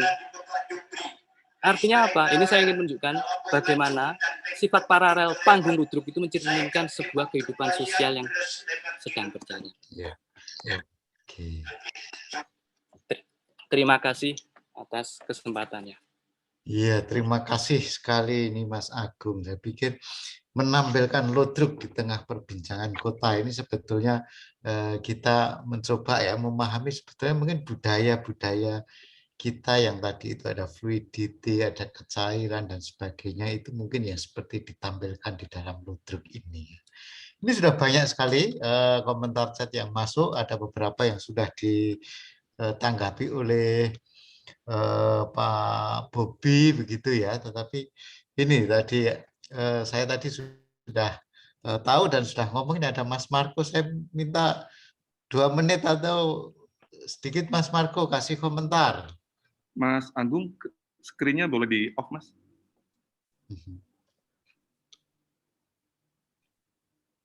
Ya, Mas, sebentar ya. Saya mesti mematikan kompor dulu karena lagi masak air untuk bikin kopi. Oke. Ya sudah, ini saya ada beberapa bacaan saya dulu ya, sambil nunggu supaya mati kan nanti kita diskusi kebakaran dengan celaka ini ya. Mohon maaf, Mas Agung, screen-nya bisa di Ya. Thank you. Siapa tadi yang baru rebus air tadi? Mas Marco. Marco, jam segini ngopi terlambat. Ini udah kopi kedua, Mas. Oke, sudah siap ya, silakan Mas Marco, yuk. Waduh, Enggak, ini udah lengkap gini saya rasa ya. Sudah ada suara dari kampungnya, ada kesenian, kemudian ada literatur Eropa, ada literatur Prancis, ada literatur Amerika juga sudah keren banget menurut saya. Juga ada pandangan ke masa depan dan pandangan masa lalu, itu kan keren banget. Saya sih cuman kepikiran hal-hal yang mungkin pengen minta tolong Pak Purnawan ngecek ini. Kalau tidak salah kata kampung itu mungkin pertama kali tercatat di sebuah peta yang dibuat oleh Heredia tentang Malaka. Heredia itu anak hasil kawin lari dari seorang putri Sopa yang rajanya sempat Kristen dengan perwira Portugis. Karena kawin lari dikejar-kejar maka kabur gitu. Cuman anaknya ini menjadi penulis dan pembuat peta yang produktif. Cuman banyak ngawurnya gitu. Cuman saya pernah lihat selintas peta Malaka itu menggunakan kata kampung. Ini mempunyai konsekuensi. Barangkali kita harus meneliti kampung itu dengan lebih membandingkan Sumatera dan Jawa, bukan hanya Jawa. Karena kampung juga digunakan oleh raja-raja Makassar, raja-raja Aceh, raja-raja Penang, Malaka dan sebagainya. Ya, saya rasa itu aja sih pertanyaan itu minta tolong dicek itu kepada sejarawan. Saya kan bukan sejarawan gitu. Yang kedua mungkin ini loh soal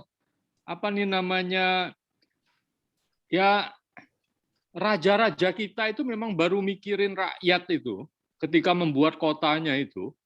Mungkin Solo.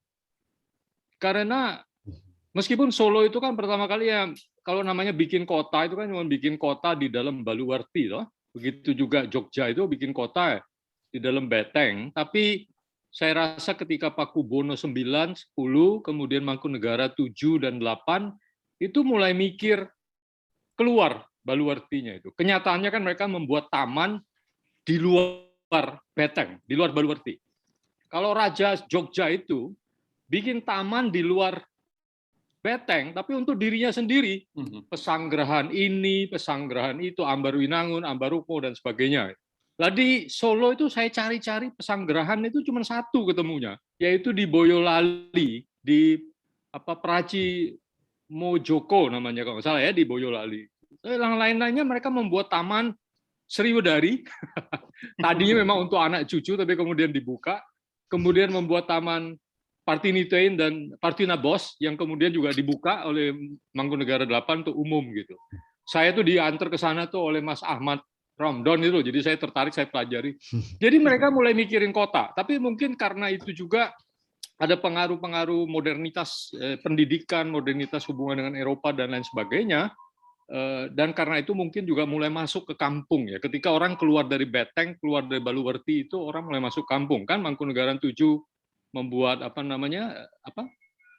permandian untuk orang kampung. Nah, itu cuman percikan pikiran. Terima kasih. Saya ngambil kopi dulu ini.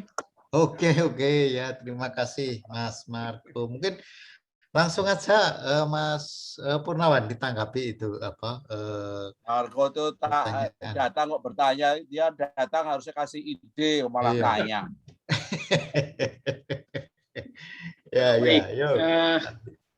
Terkait dengan istilah kampung, kalau istilah sendiri saya kira kampung itu sudah istilah yang sangat lama. Cuma diangkat ke dalam peta itu ya ketika orang-orang Belanda mulai bikin peta ya, ketika orang-orang Eropa.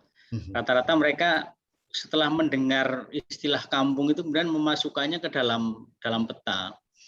Jadi peta-peta tua itu sebagian besar itu sudah menyebutkan KG, singkatan dari kampung itu.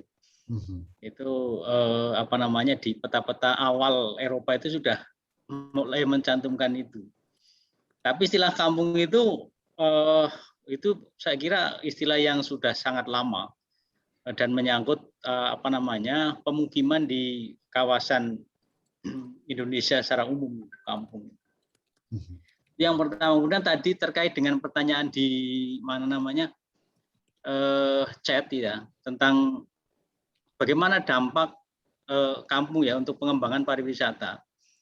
Saya kira sepanjang bahwa pariwisata kampung itu memang melibatkan orang kampung secara umum, saya kira tidak masalah. Tapi memang saya setuju dengan tadi disampaikan oleh Pak Bobi bahwa menjadikan kampung sebagai sebagai kawasan pariwisata itu memang jangan semata-mata bahwa basis perekonomian orang kampung itu menyandarkan diri pada pariwisata. Itu yang saya kira agak berbahaya gitu ya. Karena kalau misalnya hanya semacam itu, artinya pariwisata dijadikan tujuan utama untuk untuk ekonomi masyarakat kampung, itu justru tidak terlalu signifikan saya kira apa yang dihasilkan kampung dari ekonomi kampung dari pariwisata itu. Tapi bagi saya ya itu sebagai upaya untuk pertama menjadikan kampung sebagai kawasan hunian yang ya live museum, saya kira itu lebih mengarah ke sana supaya dikenal oleh masyarakat, supaya masa depan kampung itu bisa lebih awet gitu ya.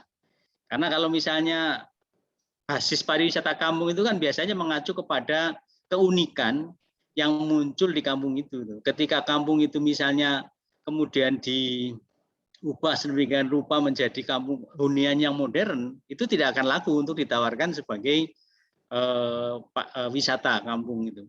Terakhir terkait dengan tadi yang disampaikan oleh Mas Marco, bahwa raja-raja itu tidak terlalu care terhadap perkembangan kampung, terhadap perkembangan kota. Saya kira ya, hampir semua penguasa tradisional di Indonesia, paling tidak sampai abad ke-19 itu tidak terlalu memikirkan aspek perkotaan. Pengembangan kota itu kan baru dilakukan belakangan ketika orang-orang Belanda datang. Ketika misalnya nanti desentralisasi dengan lahirnya undang-undang desentralisasi WET 1903 itu kemudian diflorkan, itu upaya untuk menata kota itu mulai terlihat dengan nyata. Tapi sebelumnya dari berbagai literatur yang saya lihat kok, memang raja bahkan bupati di tingkat yang lebih bawah itu tidak terlalu banyak terlibat dalam mengelola hunian-hunian masyarakat di kota yang bersangkutan itu. Itu yang terjadi.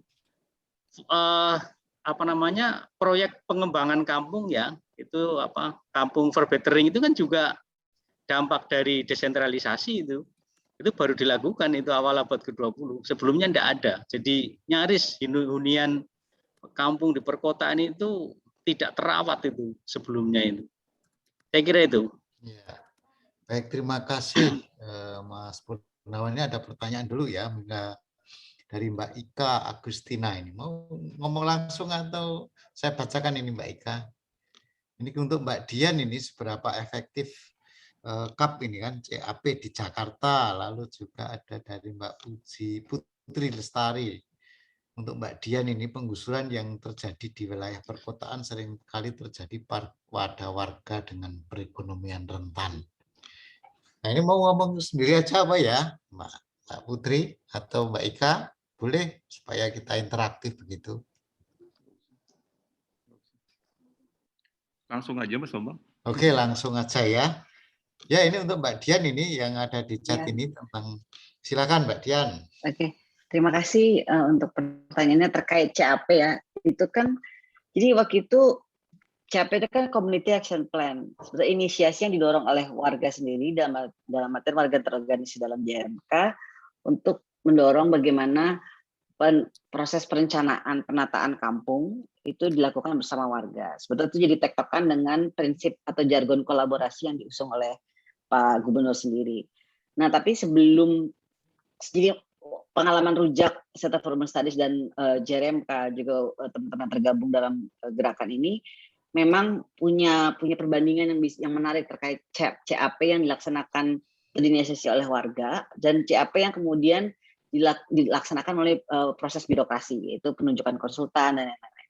Dan itu menarik bahwa walaupun lensa yang coba didorong oleh gubernur adalah cara baru bekerja bersama warga, cara baru menempatkan warga sebagai pusat atau bagian penting dari perencanaan, tidak hanya sebagai beneficiary, benefactor gitu ya, penerima manfaat dan lain-lain, tapi pada prakteknya yang saya lihat karena saya melakukan evaluasi terhadap CAP waktu itu, masih business as usual gitu, masih pakai old ways, masih pakai cara lama, masih pakai, dan itu juga nggak bisa dilepaskan dari sistem birokrasi itu sendiri ya, soal kerangka waktu, timeline, dan juga budgeting. Jadi konsultan kan bekerjanya berdasarkan jadwal nih, penjadwalan dan juga pembiayaan gitu ya. Budgetnya berapa, timeline-nya berapa lama. Nah memang proses perencanaan partisipatif yang ideal itu memerlukan waktu lama, dan itu yang coba disoundingkan oleh teman-teman yang bekerja bersama kampung, karena teman-teman arsitek yang tergabung misalnya dan bekerja bersama warga itu perlu waktu hampir 4 tahun merencanakan desain ini gitu ya. Jadi memang it takes time. Nah itu kemudian ketika coba dilakukan dengan frame birokrasi, itu memang punya kendala sendiri. Misalnya mereka hanya bisa 4 kali pertemuan dalam satu keseluruhan proyek gitu ya. Dalam 4 kali itu menghasilkan apa gitu kan. Terus belum juga nanti konsultannya bukan konsultan yang terlatih, misalnya pada prakteknya kan banyak tuh konsultan yang dikirim, mohon maaf misalnya dede-dede yang mau belajar itu. Bukan berarti hal salah, tapi kemudian itu nggak ketemu di lapangan. Akhirnya apa yang disampaikan oleh warga nggak nyantol, dan ujung-ujungnya konsultan itu kemudian bukan melapor kepada warga, tapi melapor kepada si pemberi tugas, yaitu namanya dinas perumahan ya. Jadi akhirnya itu nggak ketemu jalurnya antar komunikasi warga ke konsultan ke sana, karena ketika dia melaporkan ke dinas, akhirnya itu jadi komunikasi dua arah antara si konsultan dan dinasnya. Ruhnya CAP-nya hilang jadinya. Nah, itu yang kemudian jadi pembelajaran. Akhirnya kalau nggak salah Jakarta coba cara baru dengan sistem swakelola, melibatkan kampus-kampus, nggak per se perusahaan konsultan gitu ya. Cuman karena COVID kalau nggak salah kemarin sejak 2020 ini itu jadi tertunda pelaksanaan CAP yang mencoba menghadirkan aktor baru. Saya apresiasi sih mencoba menggantikan aktor baru ya, siapa tahu nanti punya sense yang beda, tapi selama tornya atau ruhnya CAP belum bisa dimaknai secara utuh, maka nanti saya tetap khawatir ada tadi business as usual.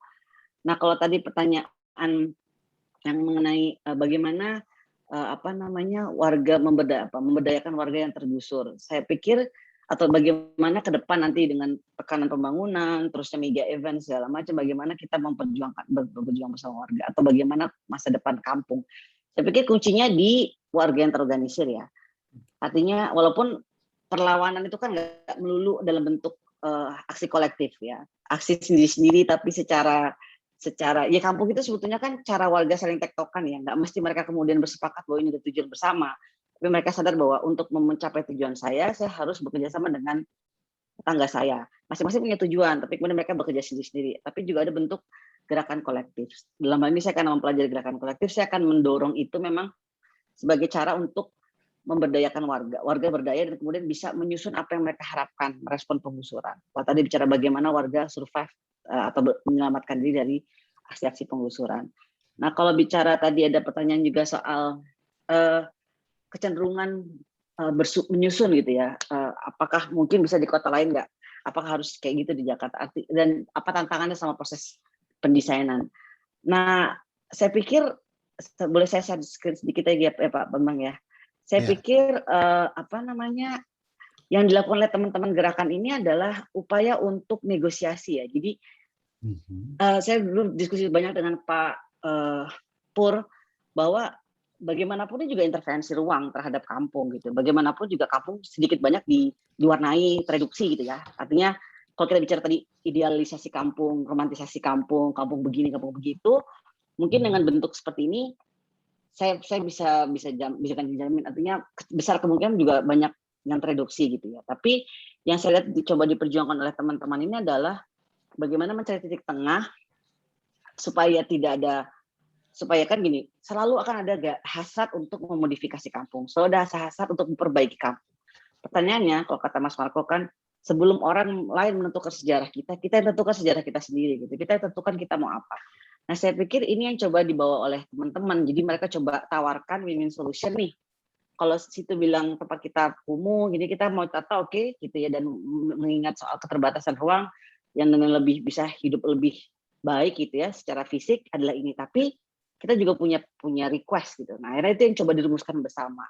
Kalau dari intervensi desain, dilihat seperti lihat di gambar, teman-teman arsitek itu coba, misalnya kayak ada split level ya, artinya desain itu tidak, kalau rusun sekarang tuh kan ada hall di tengah, terus nggak pintu gitu ya, terus nggak ada ruang interaksi. Nah itu coba diubah di sini. Gitu ya. Terus misalnya kayak ini desain ini ya, ini aja kalau menurut saya privilege banget ketika saya datang kemarin ke peresmian.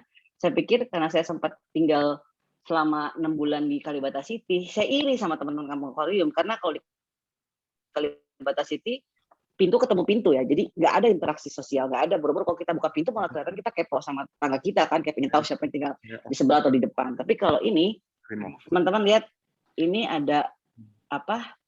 Ada ruang ini nih, kayak selasar. Jadi ini semacam teras. Jadi warga itu masih punya ruang di mana mereka bisa pakai ruang pribadi yang nggak, kalau di macam kayak apartemen atau Kalibata City itu kan nggak boleh ada sendal, nggak boleh ada ini, jadi benar-benar pristine, steril, tapi jadi mematikan ruang gitu. Nah, saya pikir seberapa besar upaya untuk mengkonten kampung seperti dalam rusunawa atau bentuk-bentuk apartemen, orang tetap mendobrak ya. Kita lihat rusun lama seperti Ben Hill, Tanah Abang itu kan udah jadi kayak kampung lagi, kampung susun gitu lah. Nah sekarang ini coba diintervensi dari awal, kita bikin dari awal kampung susun.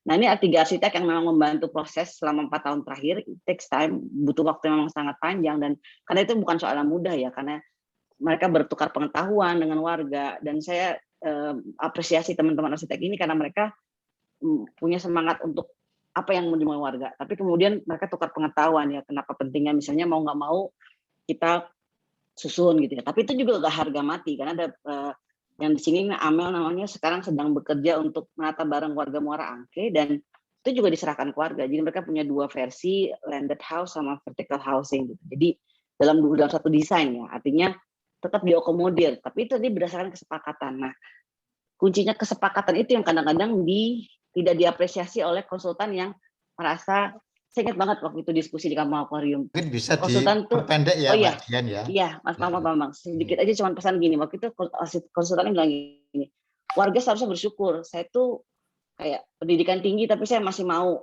bekerja bareng warga, mau fasilitasi.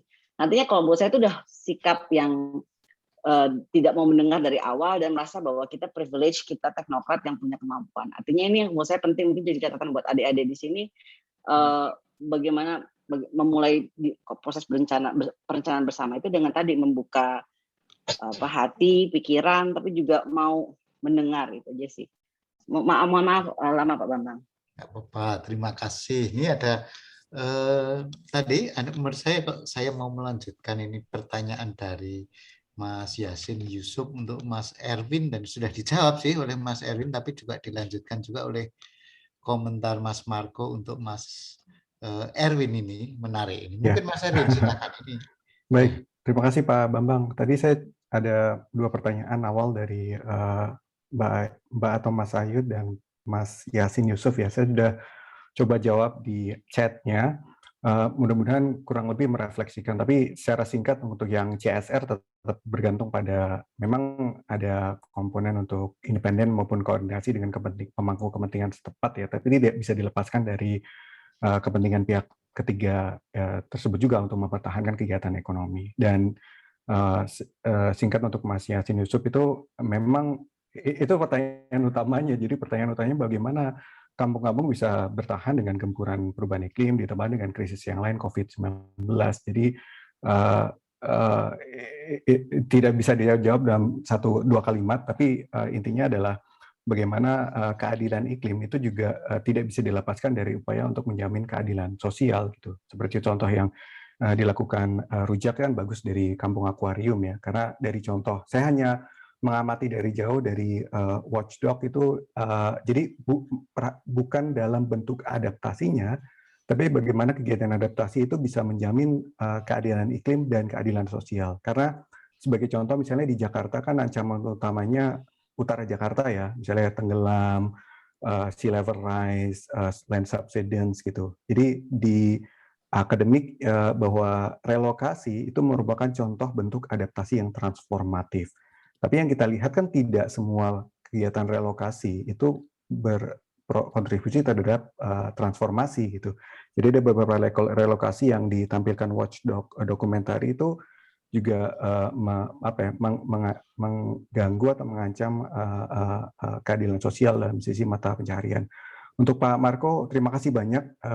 Memang Ini terima kasih sekali lagi untuk apresiasinya. Jadi senang Rujak juga punya komitmen yang sama, dan ini memang merupakan komitmen yang terus berlangsung, ongoing, dengan beberapa kolega internasional di sini maupun dengan beberapa teman di Indonesia untuk mendorong pengetahuan dari kota-kota yang terabaikan. Jadi kami pakai overlook cities atau kota-kota terabaikan itu bukan hanya kota ya, tapi elemen di dalam kota yang selama ini memang terpinggirkan dalam sisi politik dan produksi pengetahuan. Jadi senang Rujak punya komitmen yang sama dan mudah-mudahan bisa berkolaborasi untuk ke depan. Terima kasih. Oke, terima kasih Mas Erwin. Ini menarik sekali ya sebetulnya. Tapi sambungannya ya, saya mencoba memetakan itu adalah bagaimana fluidity, negosiasi terus-menerus, dan juga sejarah warga itu akan membentuk pengetahuan ya, pengetahuan untuk terus-menerus bergerak, beradaptasi, merespon dan sebagainya. Dan itu tadi disinggung juga ini oleh di dalam kolom chat oleh Pak Bobi ini. Pak Bobi bisa nambah ini, silakan. Nambah yang mana ya? Ya, yang ini yang ya. ditulis fluidity dan sebagainya itu. Ya, ya. Saya kira Pak Purnawan kan juga sudah cerita sejak dulu, dan kalau mungkin jawaban terhadap masa depan kampung kan akhirnya tergantung pada satu kapasitas.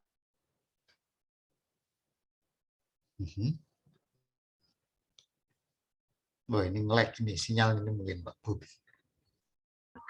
Dan keluasan, kegigihan, keluasan, tapi bukan kekakuan. Kalau mau kaku-kakuan mungkin kalah warga kampung itu dengan kapital, dengan power holder lain yang lebih menang. Jadi saya nggak tahu apa ini siasat strategi wong pinggiran selalu menang tanpa ngasorake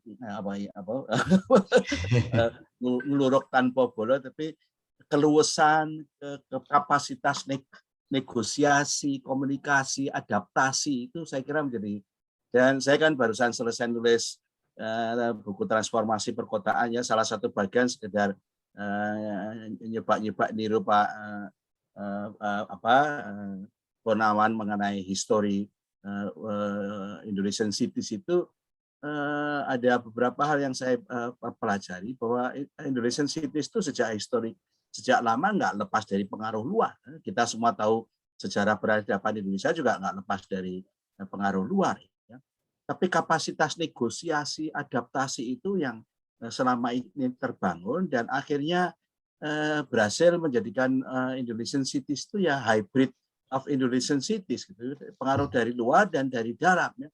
Dari situ saya kira kita meyakini dan memastikan justru kekuatan internal kita. Karena jadi globalisasi pengaruh bukan sesuatu yang baru ya, itu sudah terjadi sejak kurun waktu lama, dan kita harus meyakini bahwa kita punya kapasitas internal untuk selalu bernegosiasi, beradaptasi dengan apapun kekuatan luar. Itu yang terus dibangun.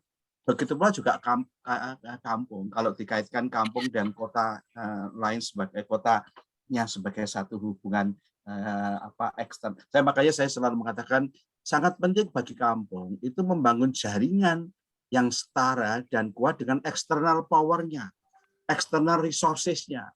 Nggak bisa kita memperjuangkan kampung eksklusif seperti kata dalam tempurung. Perjuangan kampung harus justru orang kampung punya kapasitas untuk berhubungan dengan external power holder, external resources.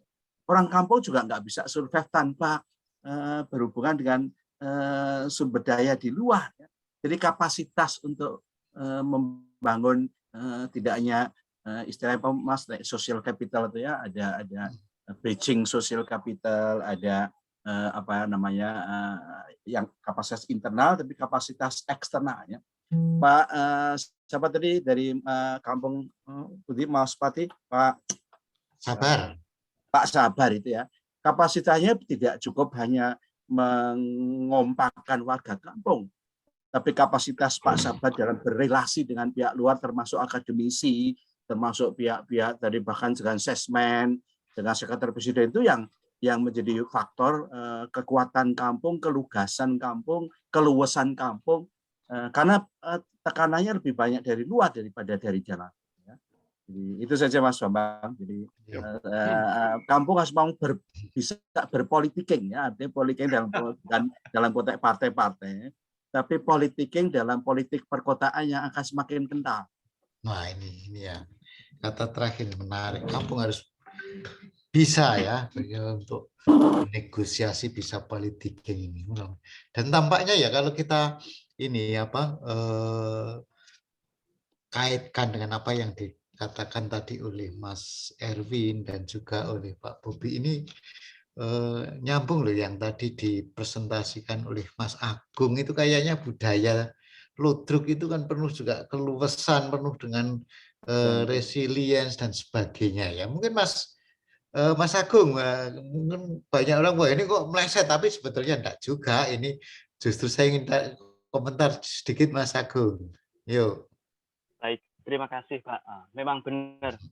Jadi kalau saya katakan seni ini menunjukkan kekuatannya. Seperti sekarang kita sedang membahas tentang mural. Apa sih signifikasi mural? Jadi saya menunjukkan seni ini menunjukkan kekuatannya. Jadi ketika ludruk itu diselenggarakan diorganisir oleh kampung, oleh warga kota untuk memperingati HUT RI, untuk memperingati suruan, untuk memperingati panen, awal panen, itu menunjukkan fungsi pertunjukan sebagai perekat solidaritas. Namun perlu diketahui kesenian ini memiliki kekuatan yang sangat halus. Dengan memberi napel ini mereka itu ingin menunjukkan perubahan sosial, perubahan yang sedang terjadi di masyarakat. Kenapa? Urusan memberi uang, menyumbang itu sangat sensitif. Tidak dikatakan, tidak disampaikan secara langsung di kehidupan sosial. Mungkin Bapak akan ngomong, kamu nyumbang berapa kemarin di sana? Nggak akan pamer, saya nyumbang 1 juta, nggak akan ngomong. Tetapi di panggung ini ingin menunjukkan kapasitas orang itu. Panggung itu, uang itu menjadi kesempatan. Artinya bahwa kalau seperti saya tadi katakan, seperti saya merujuk kepada Marcel Mauss, seni itu menjadi sebuah fakta sosial total. Tadi kalau dikatakan bahwa bagaimana masyarakat berorganisasi, menentukan bagaimana kampungnya, ini menunjukkan ini fakta sosial total, ini sebuah kenyataan dalam suatu masyarakat. Tidak bisa kita pecah-pecahkan antara politik, ekonomi, budaya, tidak bisa. Kesenian enggak, ini menunjukkan satu kesatuan, yaitu dari masyarakat. Pertanyaannya sekarang kembali ke pandemi. Hampir 2 tahun pertunjukan tidak ada. Warga tidak kumpul. Pertanyaan saya sekarang, bagaimana warga merawat solidaritas itu? Oke. Momentum merencanakan kampungnya, membersihkan kampungnya, itu hanya salah satu, bukan sebuah kenyataan total semua masyarakat. Artinya, ketika berkumpul, penyelenggaraan suruan dilarang, itu akan memberi efek bagaimana masyarakat merawat ingatan kolektif mereka tentang solidaritas ini. 1-2 tahun itu panjang. Ludruk pernah dilarang selama 2 tahun karena politik. Dianggap dia mendukung komunis, dikomuniskan. Sehingga militer mengambil alih. Artinya, mungkin kesempatan ini, larangan berkumpul, larangan membangun solidaritas ini akan memberi efek bahwa merencanakan secara partisipatif bagaimana mereka hidup, itu tujuan mereka. Namun ada beberapa ruang yang sedang disumbat. Terima kasih, Pak. Terima kasih, Mas Agung. Wah, ini ada dari Mas Ramdan ini kita Pak Eko masih enggak ya, Pak Eko Prawoto ini? Ini untuk sekaligus ini komentar penutup ini dari Pak Eko. Ada itu. Monggo Pak Eko, ini sebenarnya kekuatan arsitektur Pak Eko itu juga fluidity. Awas orang gelem ngomong Pak Eko sok malu. Enggak, saya mendengar saja gitu.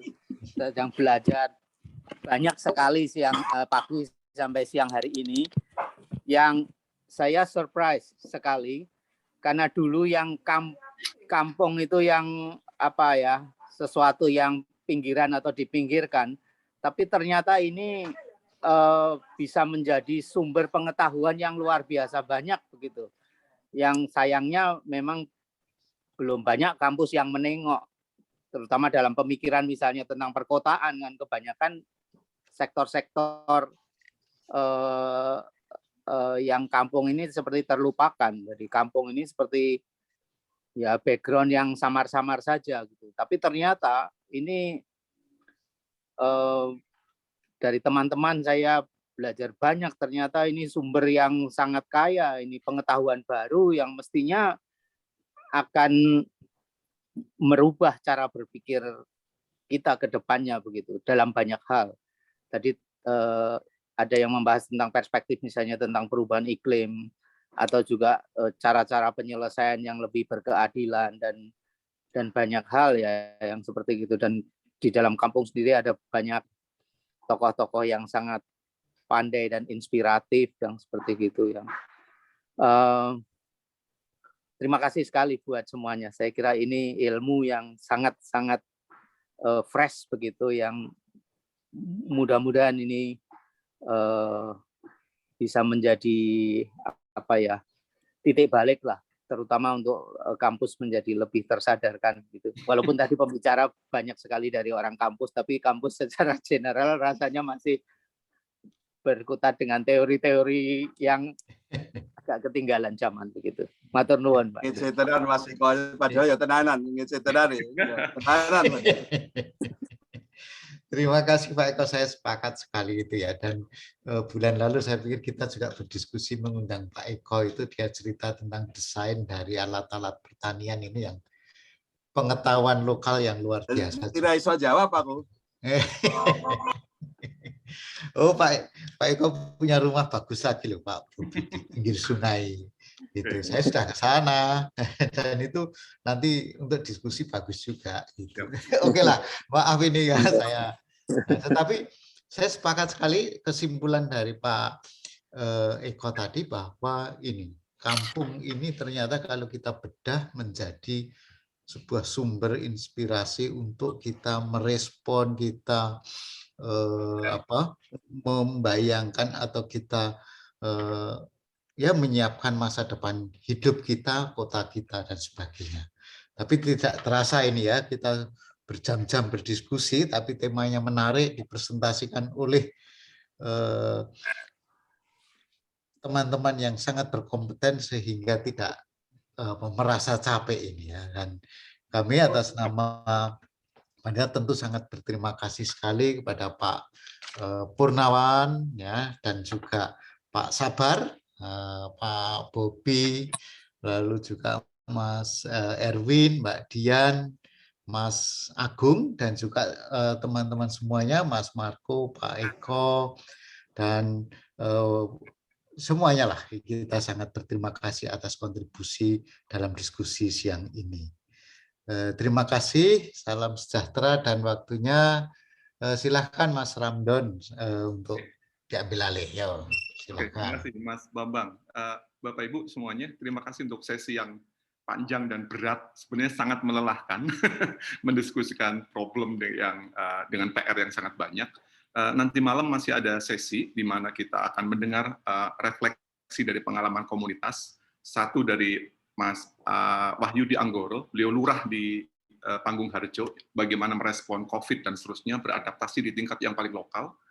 Kemudian ada Mas Budi Utomo, komunitas siaga bencana berbasis masyarakat, nanti bagian dari isu-isu lingkungan yang tadi sudah di-mention oleh Mas Erwin. Dan yang terakhir ada Mas Redi, Jaringan Kampung Nusantara dari Malang, akan berbagi dan akan direspon juga oleh Bu Melani, Profesor Melani dari UI, dan Profesor Darwis dari Prancis, dan akan di closing dengan lagu yang tadi Pak Bobi dengerin.